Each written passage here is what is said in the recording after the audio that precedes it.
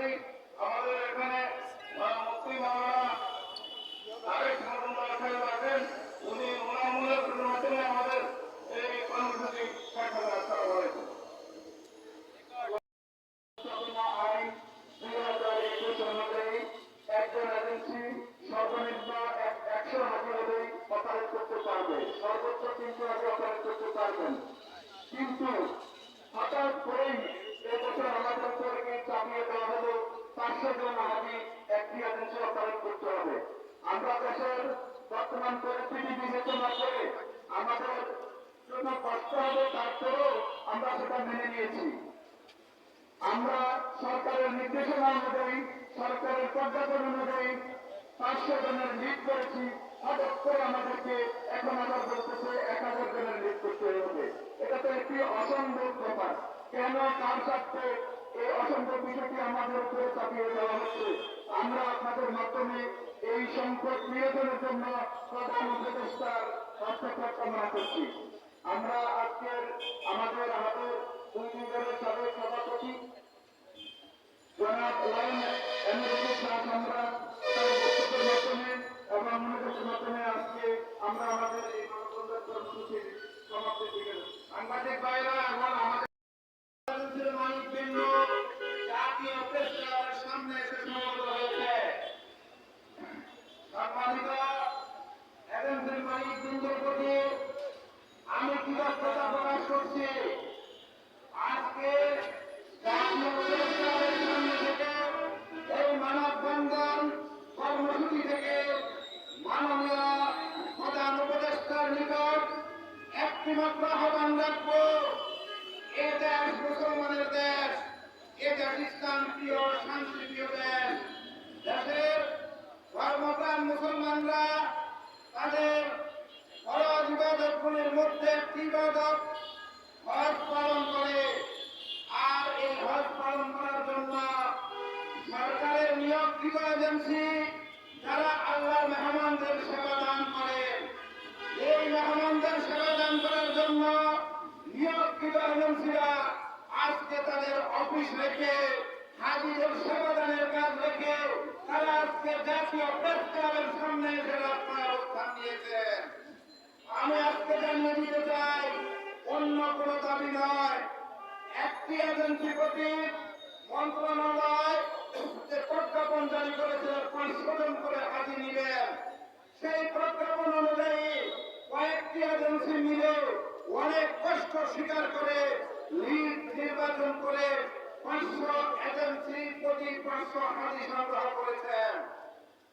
তারপরে তারা তাদের নিয়মতান্ত্রিক ভাবে যে কর্মসূচি, যে কার্যক্রমগুলি পরিচালিত করবে, এমনি সময়ে কার ইশারায় কোন কুচক্রী মহলের নির্দেশে সেই 500 কোটা থেকে আবার 1000 কোটা হয়ে গেল। আমরা এর তীব্র প্রতিবাদ জানাই।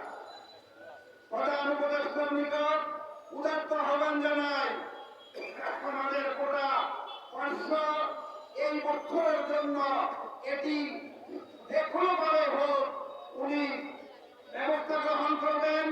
সৌদি সরকারের নিকট ওনার দাবি পালন করবেন, যাতে করে 2025 সালে এজেন্সিগুলো 500 করে হাজিকে তারা পরিচালিত করে সুন্দরভাবে তারা আল্লাহ মেহমানদের খেদমত করতে পারেন। আমি আজকে শুধু এই দাবিটুকু রাখতে চাই, বাংলাদেশের অন্তর্বর্তীকালীন সরকারের মাননীয় প্রধান উপদেষ্টা, আপনি এজেন্সির প্রতি 500 কোটা নির্ধারণ করে হজযাত্রীদের সেবা করার জন্য এজেন্সিগুলোকে সুযোগ দিন। আল্লাহ হাফেজ। আসসালামু আলাইকুম।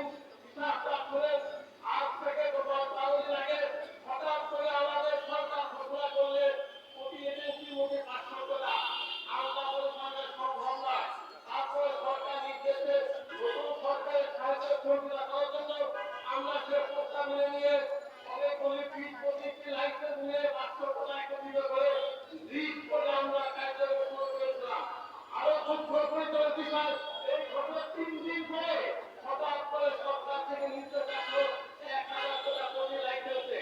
এটি একটি গভীর চক্রান্ত।